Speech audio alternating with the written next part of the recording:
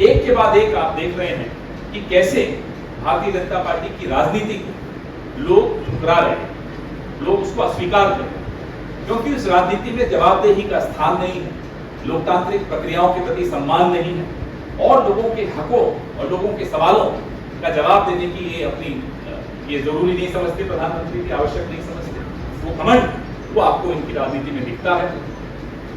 मंगलौर का मैं उदाहरण देना चाहूंगा, खास तौर चुनाव के दिन वहां किस तरह का प्रयोग करने की कोशिश की वो आपके सामने है।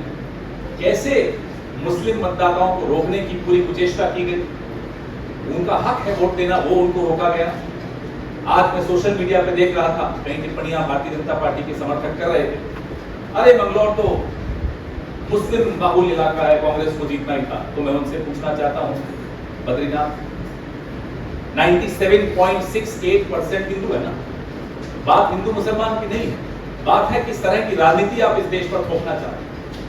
वो ये देश स्वीकार नहीं करेगा। अयोध्या में जो हुआ आपने देखा, नासिक, रामेश्वरम, रामटेक, बद्रीनाथ, ऐसे तमाम ऐसे कई और मैं उदाहरण दे सकता हूं जहां इन्होंने एक तरह से ऐसी राजनीति करने की कोशिश की जिसमें लोगों की रोजमर्रा की जिंदगी से जुड़ी हुई कोई बात का स्थान नहीं था।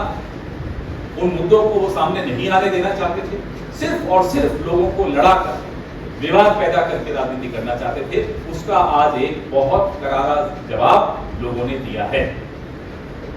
हमारे मल्लिकार्जुन खड़गे साहब और नेता प्रतिपक्ष राहुल गांधी जी लगातार हम सबको कहते आए हैं कि आराम नहीं करना है, अभी तो शुरुआत है। आने वाले जितने भी 4 असेंबली इलेक्शंस आ रहे हैं, राज्यों के विधानसभा के चुनाव आ रहे हैं, हम पूरे वर्कर्स, हमारे तमाम ऑफिस बेयरर्स पूरी मजबूती से काम पर लग गए हैं। एक दिन का भी हम लोग आराम नहीं करेंगे। सितारों से आगे जहां और भी है, अभी इश्क के इम्तिहान और भी हैं, हम उसी विनम्रता से अपने काम पे लग गए हैं और आपको आश्वस्त करते हैं कि जिस विचारधारा को लेकर हमने पिछले कई सालों से संघर्ष किया है, उस विचारधारा को कमजोर नहीं होने देंगे और किसी को कमजोर करने भी नहीं देंगे। आपके सवाल सर, 2 सवाल। एक तो जो उपचुनाव के नतीजे आए हैं, जिस तरह से बीजेपी ने राहुल गांधी को उनके बयान पर घेरने की कोशिश की कि उन्होंने हिंदुओं का अपमान किया, आपको लगता है कि उपचुनाव में कहीं ना कहीं जनता ने इस पर भी लगातार जनता संदेश दे रही है। जनता जीतने वाले को भी संदेश देती है, जनता हारने वाले को भी संदेश देती है। अब आपके ऊपर है कि आप वो संदेश स्वीकारते हैं विनम्रता से या नहीं स्वीकारते। हमने 2014 का संदेश भी स्वीकारा, 2019 का भी स्वीकारा, 2024 का भी स्वीकारा, ये उपचुनावों का भी हम संदेश स्वीकार रहे हैं, उससे सीख ले रहे हैं। क्या नरेंद्र मोदी जी कुछ सीख लेंगे? लगातार उनकी राजनीति को अब ठुकराया जा रहा है, नकारा जा रहा है। अब उनके हाथ में वो ले तो ले, ना ले तो आने वाले चुनाव में और मालूम पड़ जाएगा। सर, एक सवाल है उपचुनाव से जुड़ा हुआ। अभी उत्तर प्रदेश में भी उपचुनाव होंगे, विधानसभा के बहुत से के खाली और राजस्थान में भी होने वाले हैं। दोनों जगह भारतीय जनता पार्टी की सरकार है और यूपी में तो बीजेपी की बड़ी हार हुई है, जहां से उम्मीदें नहीं थी उनको। तो वहां कांग्रेस का प्रोस्पेक्ट क्या देख रहे हैं? और राजस्थान में भी, यूपी के लिए स्पेसिफिक पूछना चाहूंगा कि क्योंकि वहां आप समाजवादी पार्टी के साथ अलायंस में है, तो कांग्रेस को कहां देख रहे हैं सीटों के मामले में? कितनी सीटों से कांग्रेस लड़ सकती है? अभी चुनाव घोषित हुए नहीं है, अभी बैठकों का सिलसिला शुरू होगा, कौन किस सीट पे लड़ेगा वो तय होगा, सब आपस में चर्चा करेंगे। उसके बाद इस निष्कर्ष पर तमाम पार्टियां पहुंचेंगी कि किस पार्टी, कौन सी पार्टी कौन सी सीट पर लड़ेगी, बस फिर चर्चा करेंगे।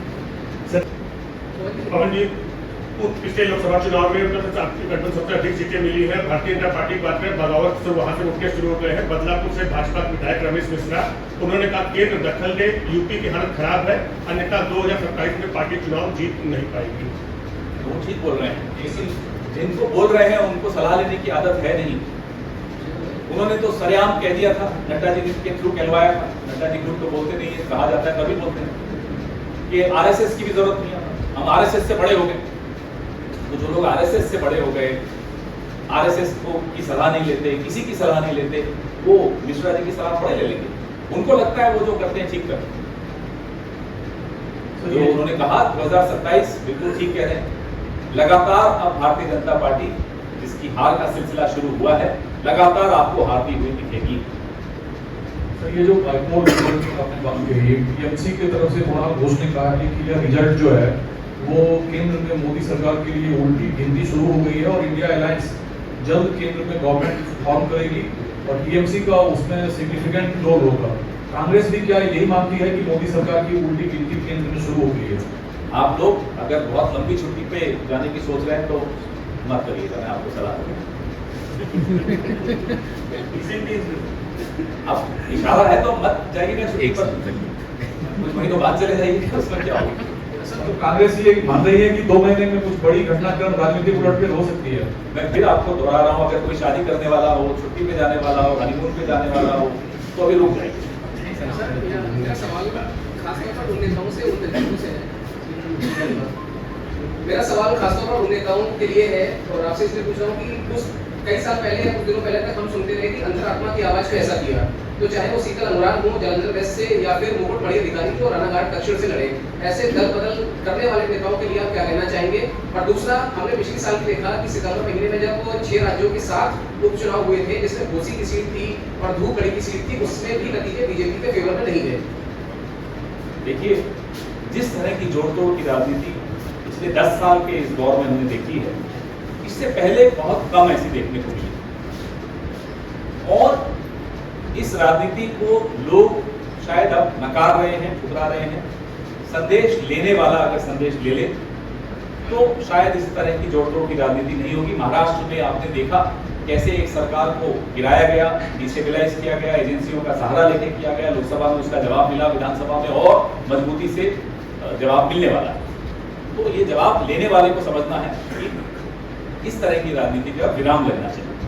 सर, मेरा सवाल है, चूंकि उस समय से जीत की चर्चा हो रही है, आपकी इंडिया गठबंधन ने 2 सीटें गंवाई हैं, एक बिहार से रुपौली और दूसरा मध्य प्रदेश से अमरवाड़ा। अमरवाड़ा कहा जाता है कमलनाथ का घर है, वहीं रुपौली भी कई चर्चाएं थी उसको लेकर के, पप्पू यादव को लेकर के, लेकिन दोनों सीटें आपने गंवाई हैं, कहाँ चूक हो गई है?